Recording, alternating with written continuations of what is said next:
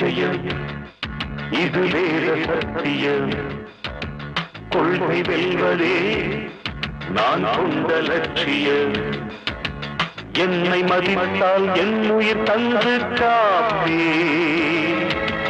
என்னை மிதித்தால் இரண்டில் ஒன்று பாப்பே அடே நண்பா உண்மை சொல்வேன் சவால் வேண்டாம் உன்னை வெல்வேன் வெற்றி நிச்சயம் இது வேத சத்தியம் கொள்கை வெல்வதே நான் கொண்ட லட்சியம்.